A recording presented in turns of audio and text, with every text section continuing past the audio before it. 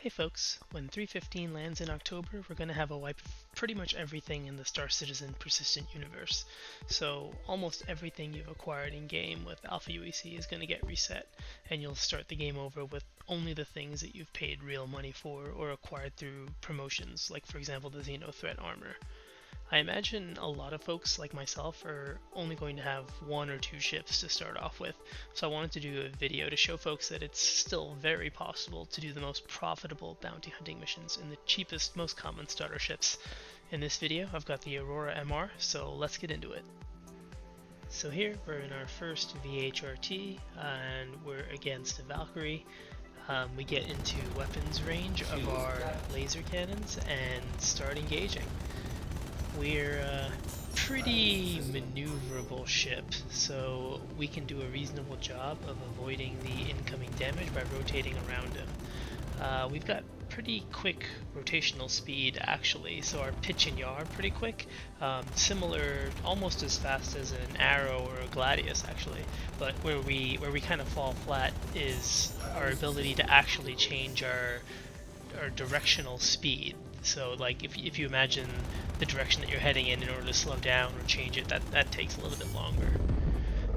But as long as you pilot a little bit carefully, you can see that we can take that guy out no problem, and we have sustained almost no damage. Next, we lock up a Warden, and we know that they're relatively easy targets in VHRT, so we can go take them out as well without much risk to us. This guy is actually a little bit asleep in the beginning, so we get a bunch of free shots on him, but then he wakes up, and now we've already established ourselves in a nice little tight orbit around him, so he's basically never going to catch us. The Aurora MR doesn't actually come with these FL series laser cannons standard. I've put them on there because they're just the best laser cannons for small ships right now.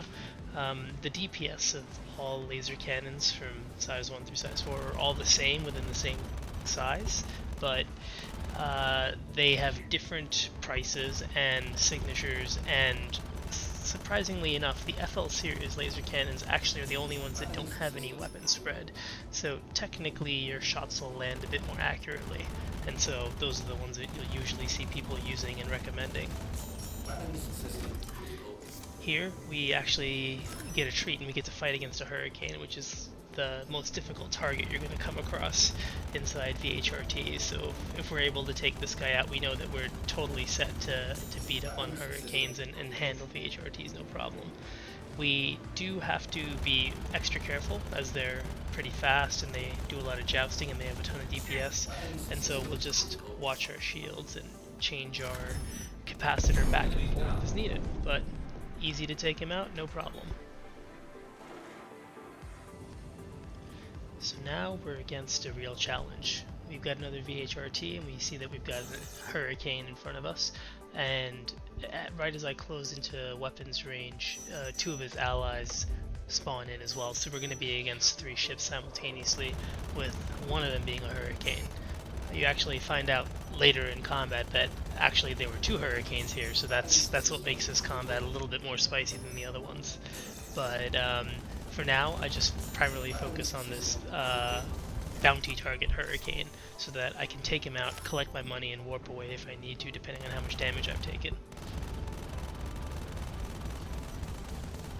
One particular thing I really like about the cockpit of the Aurora MR, you can see that they've kind of followed the Robert Space Industries design language, so you've got the similar sort of struts in front of your vision that the Constellation series have, as well as the glass cockpit everywhere else, and you have really good visibility on a whole bunch of your computer displays, which are called multifunctional displays, or MFDs. I really like being able to see a whole bunch of different stats about my ship without having to look away from combat just at a glance, so that's something I really like here. And a lot of people don't like the struts that obscure some of your vision. I didn't at first either, but they've kind of grown on me. And so we're still in combat with this Hurricane, taking advantage of the DPS and the alpha of the laser cannons, and switching my capacitor back and forth as needed to try to avoid as much damage as I can. At this point, I've seen the other ships fly past my vision a couple times, so I do know that one of the other ones is a hurricane as well, so I know that I have to keep moving, even as I'm trying to make sure that I stay behind this hurricane, try to off-center so that I can avoid at least his fixed weapons. I got to make sure that I'm cognizant of where the other hurricane is as well.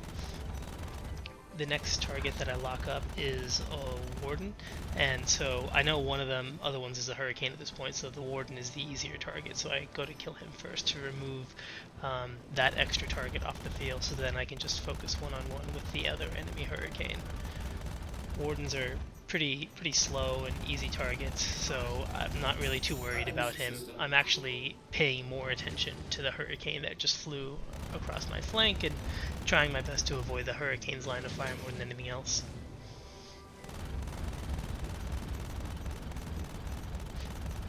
I am taking a little bit of shield damage, but I just power through and keep my capacitor to weapons because I wanted to remove the 2-on-1 situation as fast as possible, even if that meant taking a couple of hull shots.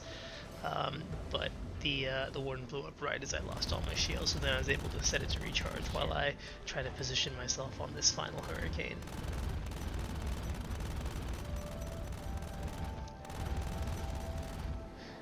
Did a pretty good job of lining myself up to get a clean shot across the broadside of him, but then I unfortunately didn't slow down well enough. So as you're taking advantage of your ship's mobility, you do need to pay a lot of attention to your piloting and your velocity and what direction you're heading in. I do my best to always be moving slightly at an angle to the hurricane, even while I'm keeping my sights trained on him, just to do what I can to avoid the incoming damage off of his size 3 turret. I think he's got 4 guns on that turret, so it's super dangerous.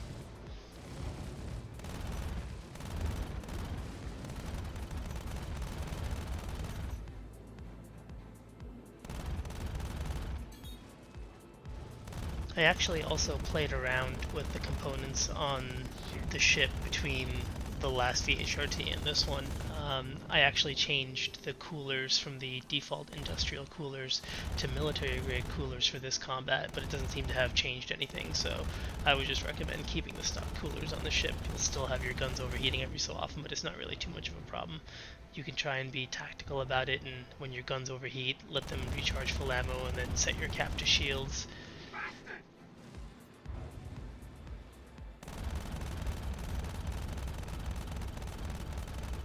We're getting a little bit jousty here, so I'm doing what I can to try and slow down and position myself next to and behind the hurricane so that we don't joust as much and I get more clean shots on him. But as you can see right there, it has the risk of him getting a bunch of clean shots on me. He fully takes my shield down, but fortunately I had done enough damage to him at that point that I could just finish him off. And so take a quick look on the outside, see that nothing's blown up. Fantastic. So now let's finish up by talking about the fit that we used.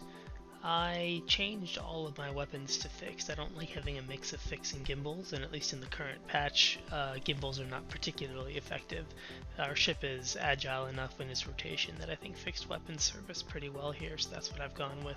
And like I mentioned in the video, we're going with FL series laser cannons.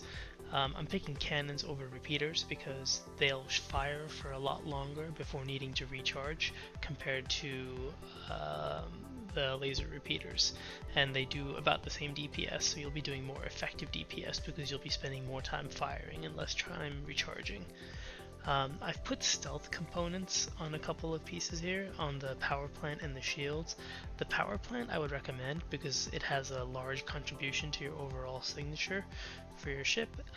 The shields are nice to have. I had them sitting around so I used them, but you could leave the default shields on there if you wanted to.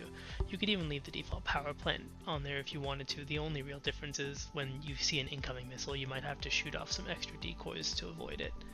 But other than that, kept most things the same. I don't typically use missiles in bounties, just to stick with a all laser setup so that I can stay out there as long as I want. So it doesn't really matter what missiles you pick, but I like Pioneers or Sparks typically. And then for the quantum drive, I just always put Atlas drives on anything that's size 1 because it lets you get across all of Stanton on one tank, and it's pretty quick. That's it. So if you've gotten this far, thanks for watching. Hope you go out there and tackle some bounties in your Aurora MR once 315 drops. Cheers.